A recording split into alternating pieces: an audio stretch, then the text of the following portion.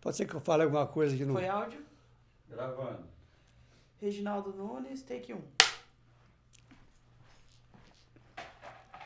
Senhor Reginaldo, eu gostaria que o senhor contasse um pouquinho, de uma maneira resumida, mas como que o senhor veio parar em Maringá em 1963? O senhor trabalhava na RCA Victor? Conta um pouquinho essa história para nós. Bom, é o seguinte, quando eu fui para São Paulo, eu morava em Salto Grande, eu sou de Salto Grande, perto de Ourinhos ali, estado de São Paulo. Eu chegando em São Paulo, fui vender livros porta em porta, tá? Eu ia ser vendedor de livros. Porque naquela época tinha muitos livros que o pessoal vendia em casa. E era um serviço, assim, muito difícil, certo? Porque, nunca eu não tinha experiência. Sou do interior, chegar em São Paulo e enfrentar uma vida dessa é muito difícil.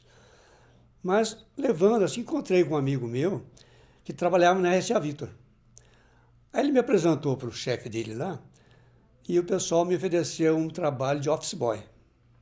Falei, tudo bem. Ia ter um salário mensal. Quando vendia livro não tinha salário. Era só na comissão.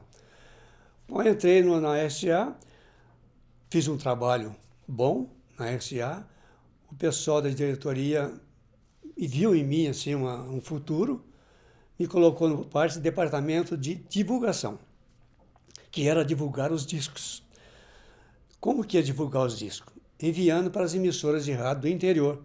Porque naquela época, as gravadoras gravavam os discos e colocavam em vendável e mandava para algumas emissoras em cidades grandes, né, que tinha potencial de venda, porque tinha as lojas de disco.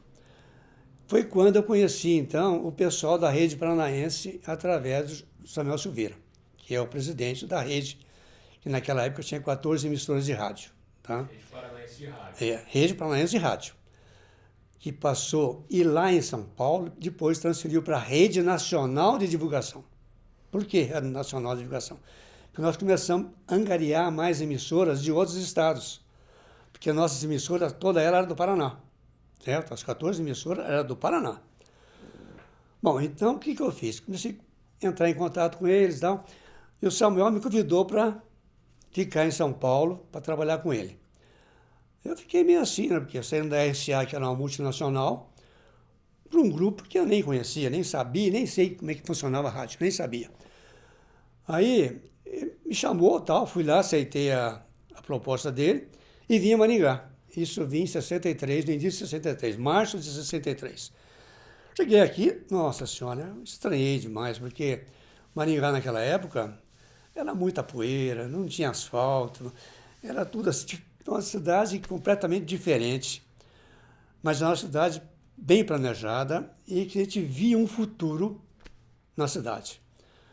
Então eu estou falando, tá bom, Samuel, tudo bem. Aí fiquei uns dias aqui, uns meses aqui. Aí ele me voltei para São Paulo para fazer um trabalho nas agências de publicidade de São Paulo. Porque os clientes nacionais, todos eles, tinham agências e alguns tinham o departamento deles mesmo, de divulgação, de publicidade. Então eu fazia visita nessas agências, comercializando para as nossas emissoras e também para as emissoras que entraram no nosso grupo, certo? Era mais fácil a negociação. Por quê? A agência queria fazer um pacote. Ao invés de chamar um por um, ela pegava um grupo, que nem a nossa rede, e fazia uma negociação completa.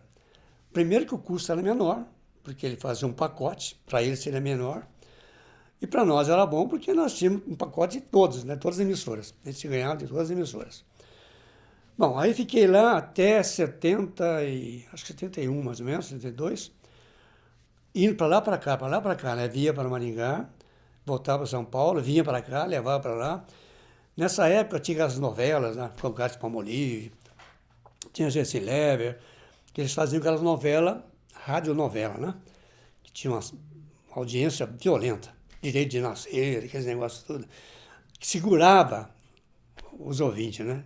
O que era o ponto importante das emissoras era isso, segurar o ouvinte, entendeu? Então, aí então fiquei para lá, para cá, para lá, para cá, até que mudei definitivamente para Maringá em 73. 10 anos após, mudei para cá. Aí daí não sai mais, né? Aí cheguei aqui e tal, aí fizemos um trabalho aqui dentro, certo? acompanhei mais a emissora aqui, a nossa emissora, que era a Rádio Cultura, inclusive nas equipes de futebol, né, que tinha as equipes de futebol, os locutores. Então tinha uma programação bem elaborada, né, uma programação bem elaborada. E começamos então a parte esportiva. A parte esportiva, no início, quando começou mesmo a parte esportiva, aliás, na fundação já teve uma parte esportiva, né? Foi o Francisco Ocamora, quando ele botou a rádio no ar, foi inclusive num jogo que teve lá no CERN, que ele anunciou que estava colocando a rádio no ar e tal, aquela dificuldade toda, entendeu? Então, já tinha, mas não tinha uma equipe especializada em parte de esporte. Eram os próprios locutores que faziam o esporte e tocavam. E essa equipe foi montada já na década de 1970. Exatamente. Aí que entrou, então, a Ferrari Júnior, né, com a equipe dele, que era o Aribane Godoy, Marcelo Samir, enfim, todos os locutores e também os narradores, né? E começou, então, já a transmissão nos estádios, tanto em Maringá como na região, ou onde tivesse o jogo do Grêmio, eles iam, né, participar. Tinha também o programa esportivo, que era da meio-dia a 1h, que era a Marcha do Esporte. Geralmente, quem fazia a parte esportiva no campo era o chefe também do programa do meio-dia, tá? Ali tinha de tudo, né, nesse programa do meio-dia, na parte esportiva. Não só de futebol, mas tinha de vôlei, tinha de... O que tivesse de esporte, ele estava ali, certo? Funcionava assim. Então, essa equipe, lógico, foi mudando diversas vezes. Entrou o Ferrari, depois o Antônio Paulo Puca, depois entrou o Oswaldo Santos, que era o narrador, o Renato Negrinho, que era também narrador. Tivemos também depois o JB Mariano, que foi também, teve uma equipe, uma época na equipe. Tony César também teve uma equipe. Carlinhos Martins também trabalhava junto com o Ferrari. Então, esse pessoal todo que nós tivemos, geralmente não era só a parte esportiva deles, né? Eles faziam outras coisas, porque o esporte era da meio-dia a 1 e ele ficava o dia inteiro sem fazer nada. Então, eles tinham as outras atividades também, para ter o melhor rendimento para eles. Aos sábados e domingos, aliás, aos domingos principalmente, que tinham as partes esportivas, né? Aliás, as jogadas, né? Os jogos, então, eles participavam completamente, tá? Seu Reginaldo, deixa eu perguntar uma coisa. Quando o senhor sempre foi da área comercial, ele foi um expert parte em comercial. vendas, articulação e tal. Como é que funcionava a composição de propostas comerciais para os programas esportivos? O senhor se lembra de algumas peculiaridades, aqueles anúncios que eram feitos entre os jogos? Fala um pouquinho sobre isso. Certo. Bom, é assim, como em todo comercial, tem aqueles lances de valorizado, né? Quando o locutor fazia uma propaganda, era um custo, tá? Então, toma a Brahma, que a Brahma é a melhor cerveja. É um custo. Se for uma gravação da Brahma, isso é outro custo, entendeu? Então, como nós fazíamos comercialização? Quando nós comandávamos, porque depois que a equipe completa, o próprio pessoal da equipe que fazia a comercialização também. A rádio participava com uma cota, por exemplo, ia ser vendido 10 cotas. Nós tínhamos uma cota, tá?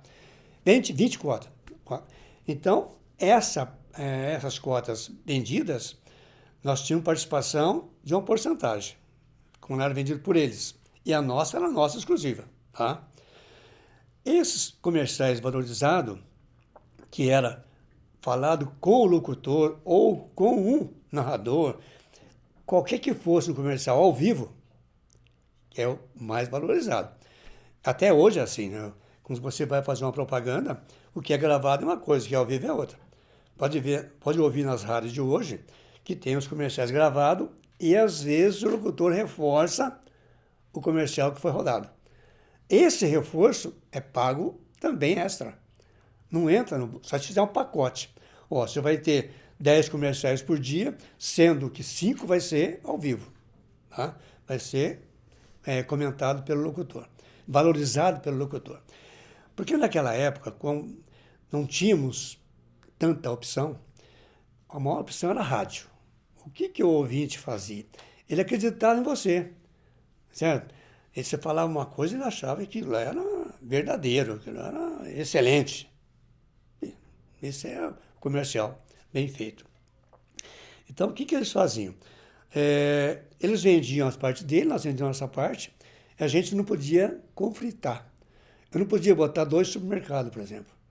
Eu coloco um, ele coloca outro. Não pode. E queimava.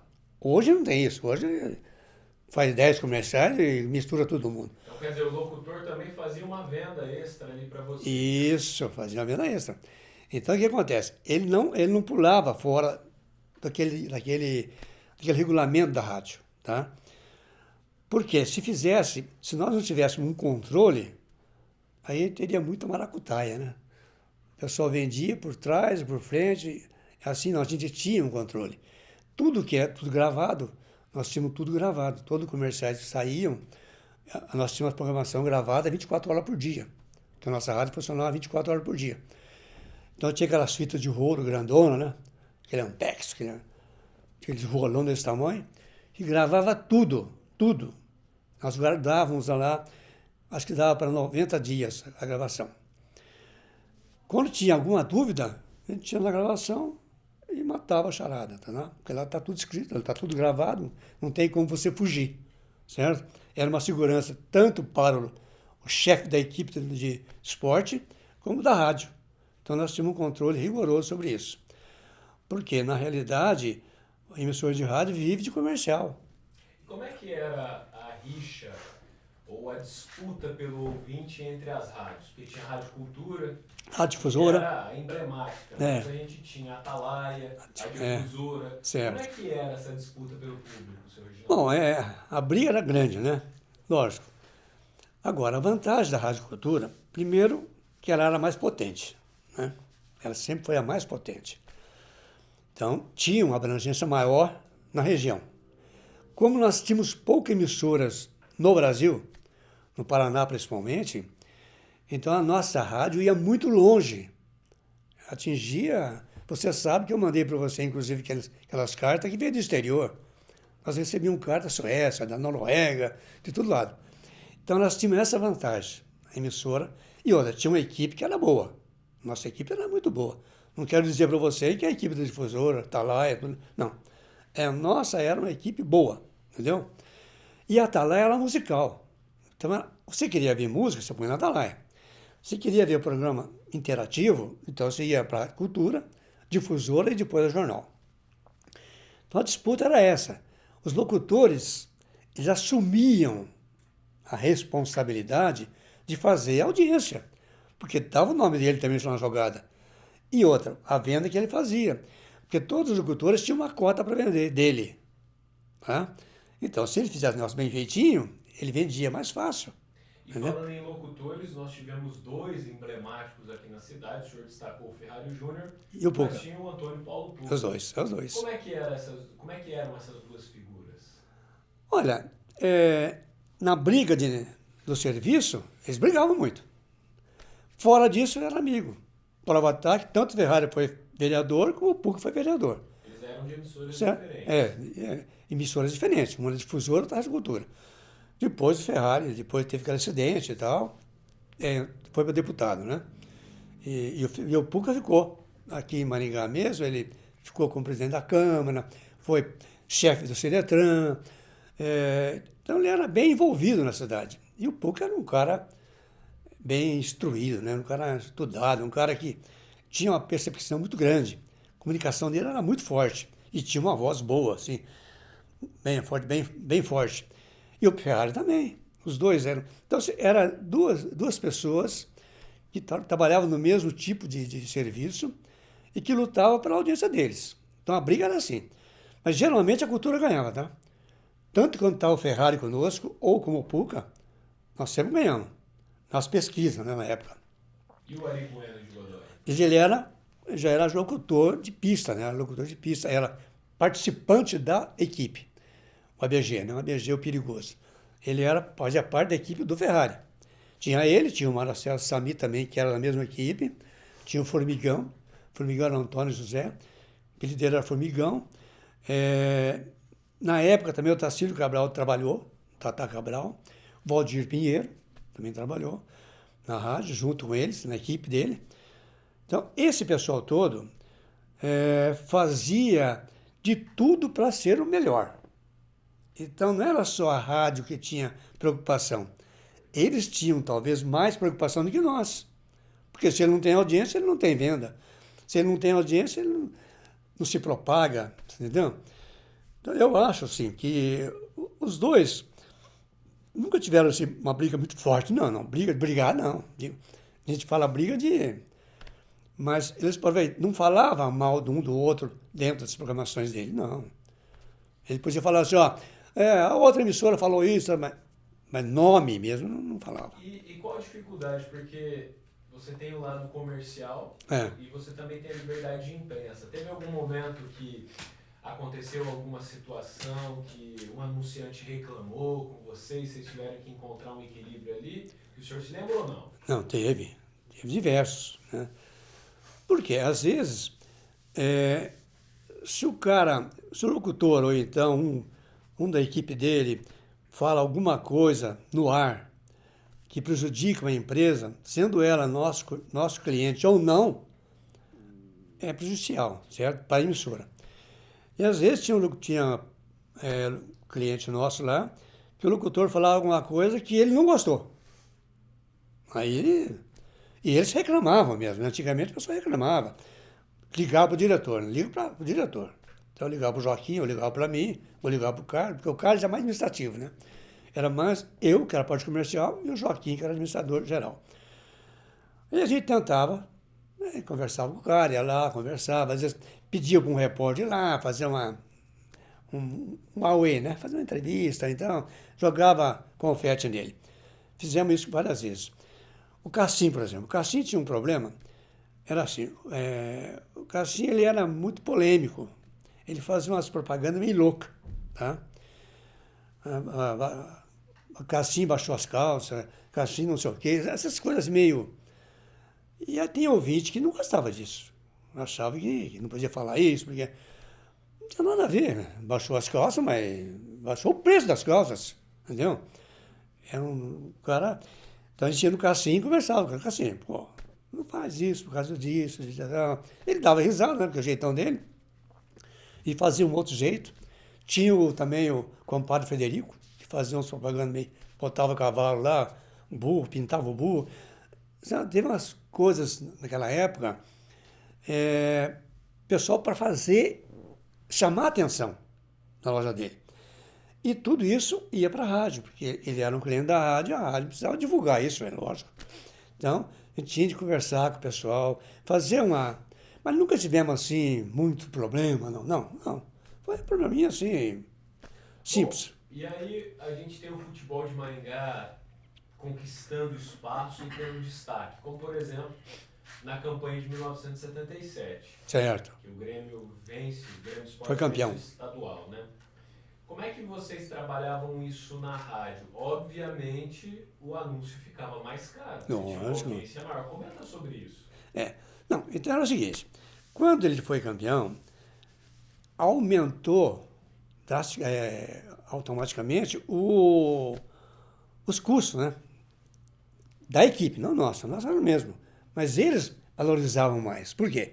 Campeão, certo? Campeão, Grêmio campeão do estado, a cidade do interior, porque o negócio deles era só capital, né? No interior não existia. Maringá, Londrina, era só... Então, o que era feito? Comercializava um valor maior, entendeu? Tentava comercializar com um valor maior, explicando para o cliente, você sabe que com o Grêmio campeão agora, a cota que ele vendia melhorava, porque ia ter mais audiência e também mais gente no estádio. Todo comercial que saía, geralmente o cara... Lembra que antigamente o pessoal levava o radinho para ouvir, tá? Mesmo hoje, que é tudo com televisão, tem pessoas, a mais antiga, que levam o radinho para acompanhar no rádio. Por quê? Eles acham que o rádio é mais ágil, mais rápido. Quando o cara marcou o gol lá, vai demorar para sair na televisão, certo? Não é que demora, é coisa de segundo. Mas para eles é diferente, porque ele está vendo ali, ó. Ele está ouvindo e vendo, certo?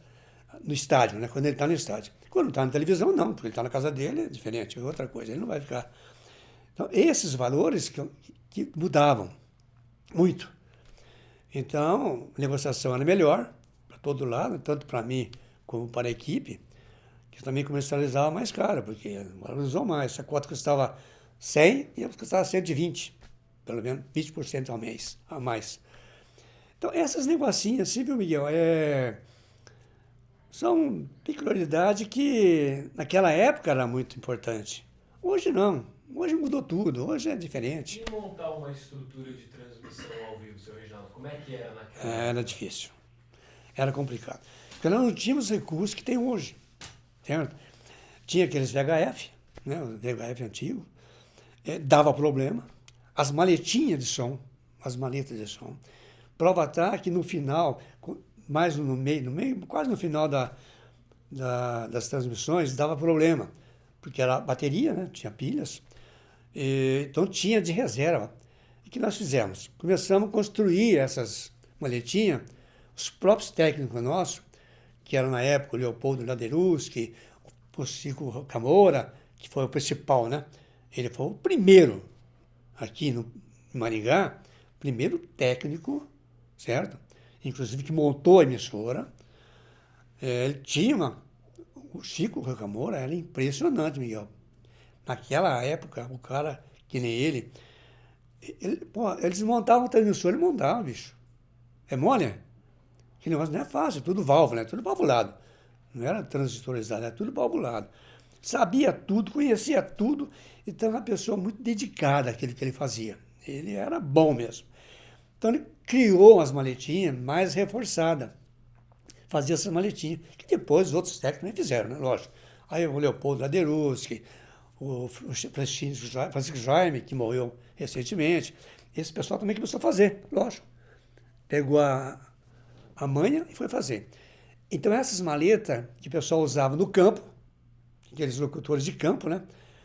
Fala aí, Ari, fala aí, Valdir, tá, canto tal. Essas maletinhas era muito complicada. Então era difícil a transmissão. Além disso, o sinal era pelo telepar, tá? Linha física. Telepar, tá? A telepar tinha alguns problemas também, na época. Aí precisava correndo ligar para a telepar. Nós tínhamos uma pessoa na telepar, o seu Hereno, tanto o Ferrari como o Puca, porque todas as emissoras eram na mesma linha, né? Mesma linha, não digo, mesma telepar. Então, cada um tinha a sua linha, já exclusiva lá no estádio. Tinha o sinal lá. Aí precisava ligar correndo, porque tanto saía a Rádio Cultura como saía a difusora. Saía as duas, não saía só uma. Se saísse só uma, já ia dar briga, né? Mas não, saía as duas, porque a Telepar tinha um pane, por exemplo, no sinal dela, tanto a Rádio Cultura, a difusora, também a jornal depois, tinha a mesma coisa. Acontecia a mesma coisa. Mesmo as emissoras de fora, que vinha transmitir aqui, que fazia transmissões, Londrina, Curitiba, tudo vinha aqui. Quando o Grêmio estava naquele auge, todas as emissoras vinham. Você lembra que tinha um monte de emissoras de rádio que vinha aqui para transmitir. Tudo era telepar, tá? Tudo linha física. Então você sabe, o telefone, até hoje nós temos um problema que é transitorizado, que é tudo alta tecnologia, tem problema. Imagina naquela época, era muito complicado. Mas graças a Deus não tivemos tanto problema nas transmissões nossas, certo? Sempre foi feita a transmissão certinha, todo o pessoal que participou conosco trabalhou bem, entendeu? Nossas equipes eram muito boas, pessoal muito bom. Lógico, sabe que locutor é complicado lidar com o locutor. Até hoje deve ser, hoje eu não sei. Mas ele é meio sistemático, tem as posições dele. Você tem de levar na conversa, tem de conversar bem com eles, explicar as coisas às vezes, porque às vezes ele não entende. Não quer entender, né? Então, ele entende, mas não quer entender, entendeu? Mas fora disso, nós não tivemos problemas não com as equipes nossas, não. Graças a Deus nunca tivemos. Legal. Certo? Seu Reginaldo, para a gente encerrar, e no seu caso, o senhor tem uma participação decisiva na rádio da cidade, né? Na rádio regional, na rádio local, enfim. O que o rádio foi e é na sua vida? Bom, a rádio foi a minha vida inteira, né? Hoje eu vivo rádio até hoje. Eu ouço rádio todos os dias, direto, tanto no carro como em casa, no meu escritorinho lá, tá o rádio ligado, entende? Então eu ouço uma rádio, outra rádio e tal, né? Vou ser sincero por você, hoje eu ouço a Massa, a Maringá FM e a CBN, certo? As três, a Mix às vezes. Minha mulher já ouve a Mix, tá? Por que a Massa? A Massa pegou a programação que nós tínhamos na 102, igualzinha a programação nossa, certo? Lógico, a nossa era mais agitada um pouco. Mas a Massa, quando nós vendemos a rádio para a RPC, a Massa, o que ela fez? Que nós éramos bem colocados. Era Maringá FM e Rádio Cultura, as duas no 102,5. Ela chupou a nossa programação, certo? E se deu bem. Prova tá que ela tem uma audiência violenta. Tanto a Massa como a Maringá FM, o par é duro ali, tá? As duas. Em matéria de emissora, que não é musical e nem é informativa. CBN é informativa. E as duas outras são normais, tá? Então as duas têm uma programação muito boa e têm uma audiência muito boa. A briga, eu não sei hoje quem está em primeiro lugar. Se é a Maringá FM ou a Massa, tá? Eu sei que o par é grande, os dois ali. São duas programações boas. Só que a Maringá FM, ela atinge um outro público. Pode ver que a Massa é mais popularzão, certo? Por quê? Ela é mais música sertaneja. Ela não tem muita música de pop, música rock, não, é mais sertanejo. Ela afinou ali o sertanejo. E tem os programas dela de informação, que é também bom, tem os informativos bons. Então, eu acho que as duas emissoras, então eu gosto de emissora. Então, para mim, rádio não vai morrer nunca. O pessoal fala, não, a rádio vai acabar. Não acaba. Nem a AM não acabou. Acabou a AM porque mudou para a FM, tá? Todo pessoal que tem AM tinha direito de passar para a FM sem custo nenhum, tá? Então, o custo que ela ia ter é botar os equipamentos de FM, lógico. Você não pode colocar uma FM no equipamento de AM. O transmissor de AM, por exemplo, você não vai pôr na FM, não tem jeito. Primeiro que não tem. O volume, o som dela é diferente, tá? Então, por isso, mas para mim, que tinha naquela época tropical, ondas médias, curtas, e FM começou depois, tá?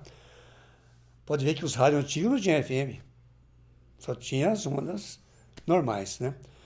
Depois, o Transglobe, por exemplo, que é o melhor rádio que existe, ele só foi colocar FM, acho que em 1970, sei lá quando. O resto dele só tinha três ondas. 3 modalidades, né? Média, curta e tropical, certo? Então, para mim, a rádio, os rádios, as emissoras de rádio, não vai acabar. De jeito nenhum. Eu adoro rádio, né?